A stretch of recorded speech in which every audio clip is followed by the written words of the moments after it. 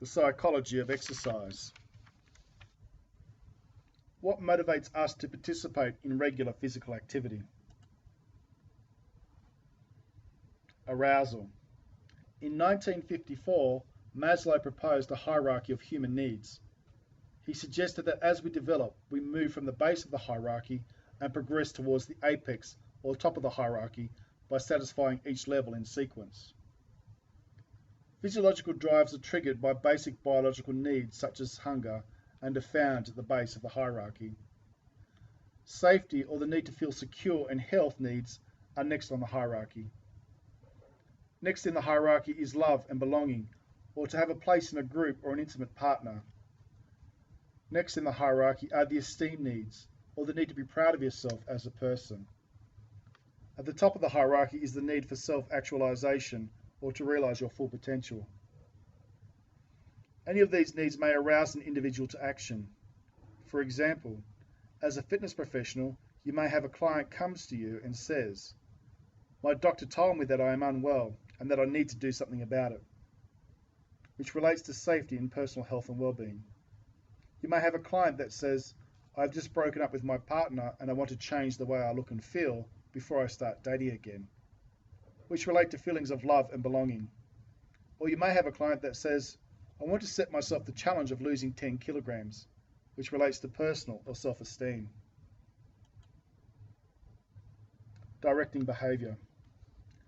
The direction of behavior, that is how one behaves when aroused, is complex and involves a multitude of learned behaviors.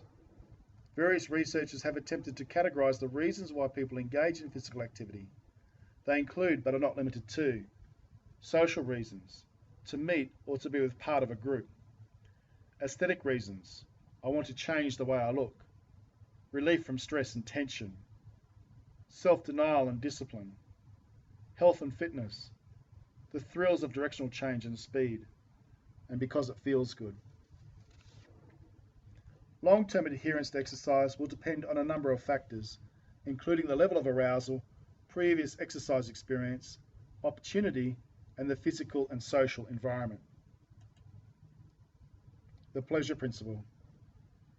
Pleasurable sensations reverberate in the nervous system, releasing endorphins, which are one of the body's own painkillers, an opiate or morphine-like chemical produced by the body that serves to suppress pain.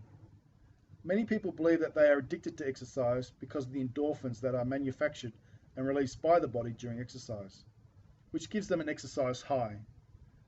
These chemicals find their way to receptors to satisfy these physiological needs.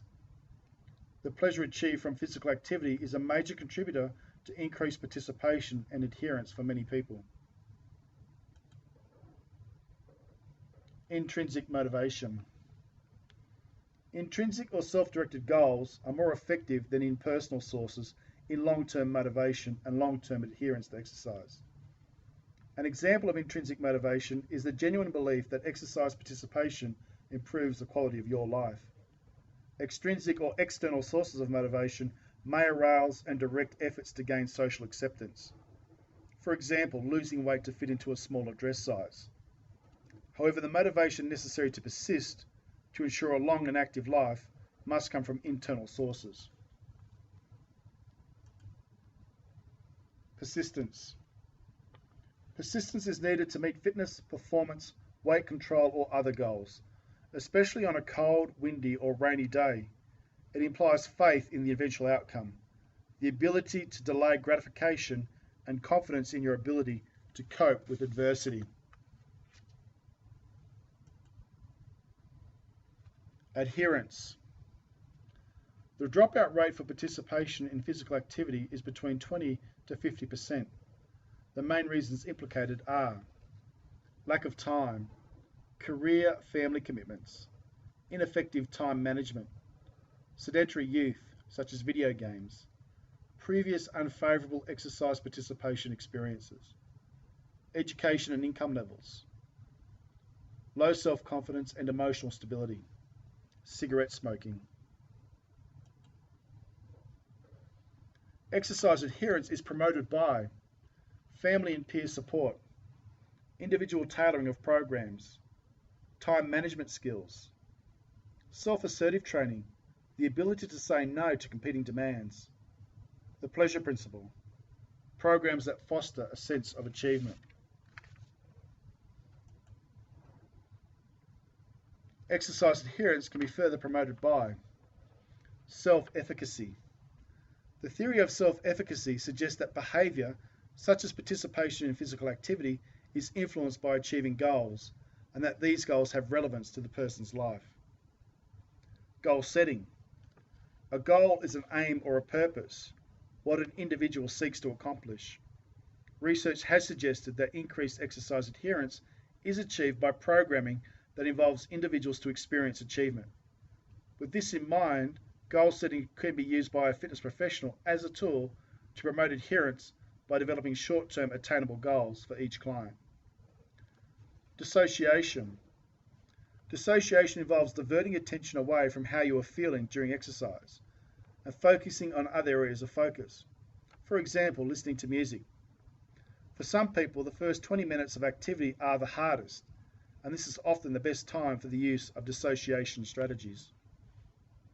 Reward system. Keep a log of weekly behaviours in relation to physical activity and draw up a contract with the reward system. For example, if I go to the gym 3 days per week for the next 4 weeks, I'm going to treat myself to a 1-hour massage as a reward.